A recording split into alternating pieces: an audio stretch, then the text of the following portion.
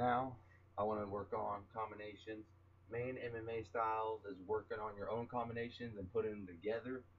If you don't have no combinations, put them together. Pretty much you're just coming out swinging, and you're just gonna wear yourself out, and you're just gonna be out of breath. So always just keep your own combinations in your head, know what to go for at all times, and all that. And always in a main fight, even street fight or anything, never keep your fists clenched at all times. Always keep them loose, or your forearms and your hands will get very tired, and your arms will just get really heavy. So that's just a heads up. I'm just gonna throw that out there. Right now, I'll show some good combinations you can probably go for. Some of them, either you can throw a couple soft jabs with power, or a jab with uppercut, here that, or a little more. You can just throw one of these with a kick at the side. Also, you come in one of these, just a couple jabs, come out, throw a kick. But one of my favorites, my most favorite one would mostly be for go for a jab to a single or double, or just running the pipe, or sometimes even just a monkey roll, which we'll get onto that later on. I'll show you more of those. It's just a jab coming for the leg, just like the other videos I showed. You throw them off balance, get the leg, you get your takedown. If you're a ground guy, me, I'm more of a grounder. I like ground.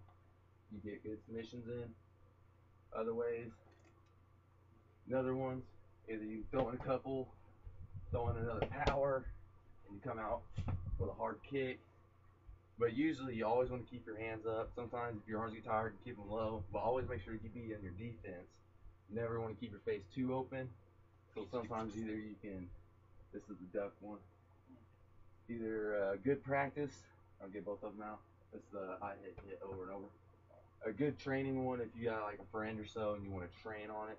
Either just a jab, either a block, or just a jab, and an under, and an under.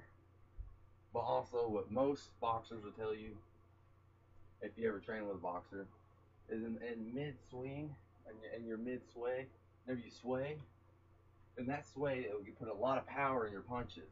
So you get a lot of power in your sway. So in the middle of your sway, try getting punches in. But also, if your guy comes over you with flurry punches, he's flurrying them at you, go under, hit the body, and get out of there as fast as you can. Unless you're good at taking hits, which it's not good to take too many hits. Oh yeah. Another one I've seen in probably a lot of parties and street fights. You've probably seen it. You're probably gonna straight know what I'm talking about. Well, windmill. Most people, most street fighters will freak out and won't really know what they're doing. They can't think or nothing when they're fighting. They'll go for a windmill is what we like to call it. It's just flurry punches pretty much, just but very sloppy.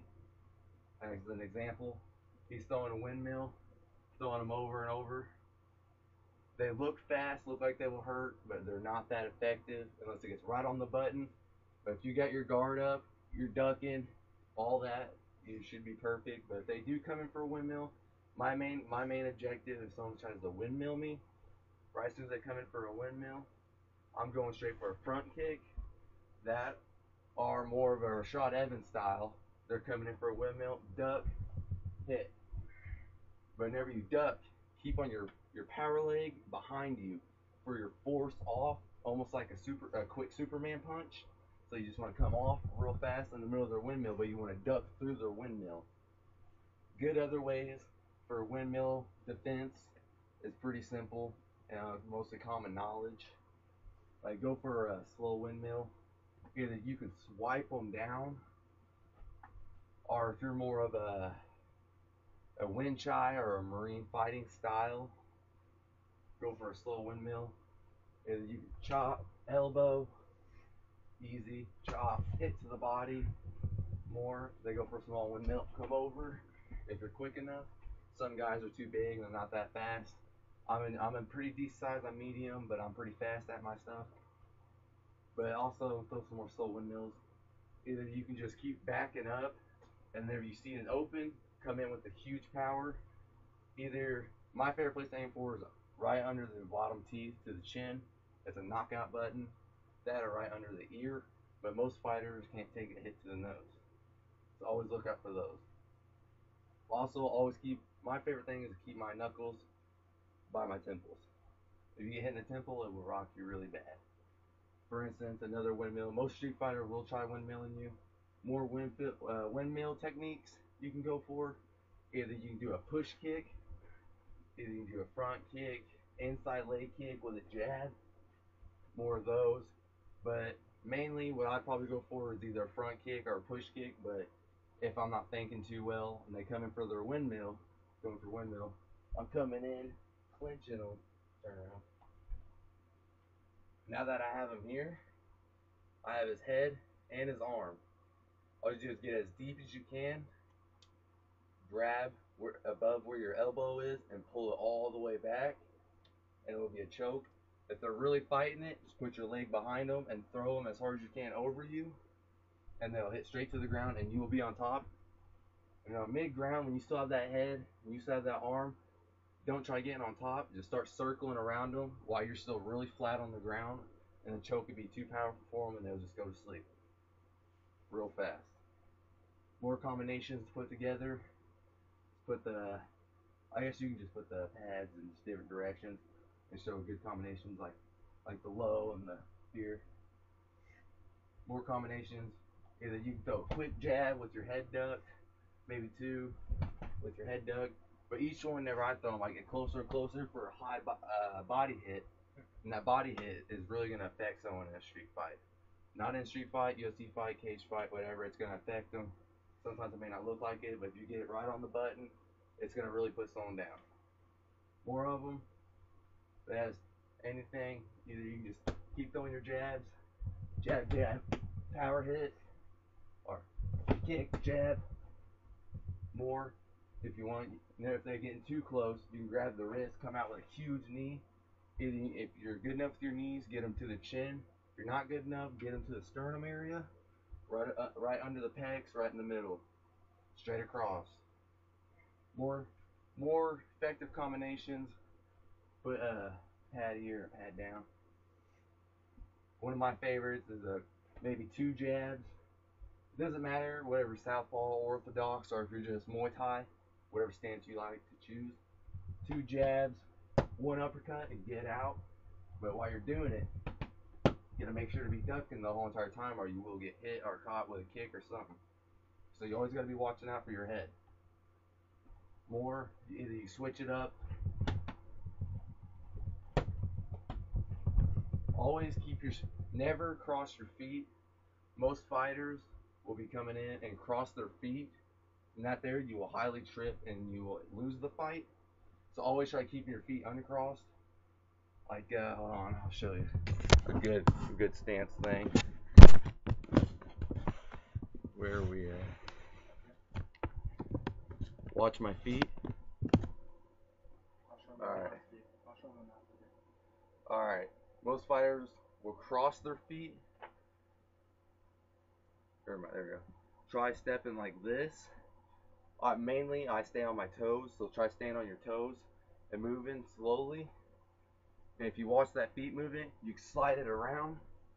And I'll show you a good way with that slide around. With the slide around that I just showed you with my feet, where you slide around, you're moving. For instance, they got one of their hands up over here, slide around, you can catch them. Almost every single time they get in real close, like almost chest to chest, you still slide around and you still catch them and you push them off, get your distance, regenerate, get back to what you're doing, but always breathe. You gotta remember to breathe all the time.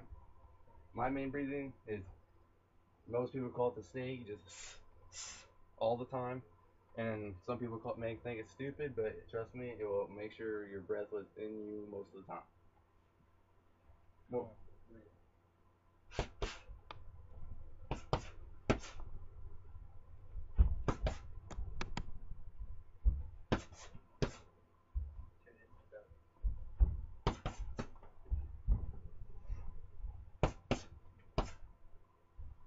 Always breathe. Always keep your head moving.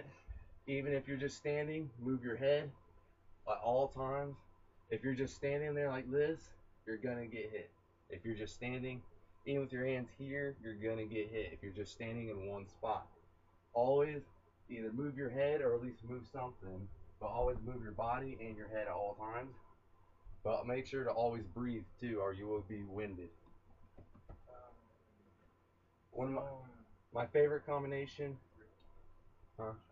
That's what I was gonna go for. Is high head, low. I'm gonna work my way up. You wanna get the other pad?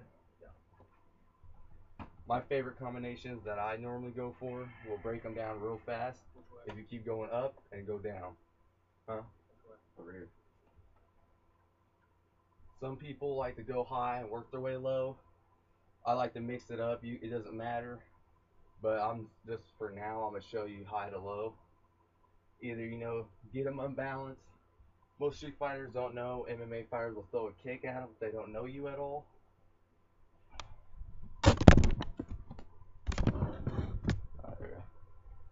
But throw your jabs, get them unbalanced. Throw your kick, but you got to make sure to point your toe whenever you throw your kick. Point the toe. Make sure to turn your other foot that you're not kicking with 180 degrees and never. You have your feet pointed. You get here, 180 degrees, snap. We got to throw it real quick or they will catch it. But if you later on, I'll work on ways with you to where they catch it and you can just get through that and that won't happen. But yeah, you can throw your jabs coming with a low kick, either through the calf muscle, mainly above the kneecap, where the ligament is. Sometimes there's a lot of ways you can hurt someone there. You can rip it with certain submissions, heel hooks, Ruterfurts, a lot of ways. Working your way up to the high kicks. My main way for a high kick, usually I'll just get my distance from my long arms. If you ain't got long arms, that's alright. You can get your distance real easy. Now, if you got short arms, you just come in close. You'll hit them a couple times and throw it. But also, if you're just going to go for a good way to really injure them and just really slow your opponent down, throw a fakie. Pretend you're going to throw a punch to the head, and mid punch, before you even get to them, do the whole 180 degrees. Make sure your legs perfectly straight and snap it. Make sure to either get right under the wing muscle or just right under the rib cage. Those are the most effective and softest areas to hit them, and they'll instantly be all the air will come out, and they'll really slow your opponent down. Counters to the ribs. What do you mean counters? Like if I were to throw a high punch right in the face, so you can just warm me and keep still blow to the ribs. Oh yeah, like if you're gonna hit me, I counter it. More combinations, we'll get to them and all. This is somewhat of a combination, but it's more of a counter. Like for instance, if he was gonna throw a punch, I'd sway, throw my kick. And I would do a slower example. Sway, throw the kick. Now some blocking, you may need to know. Blocking, I call it combing the hair. No one ever calls it I just made it up one day.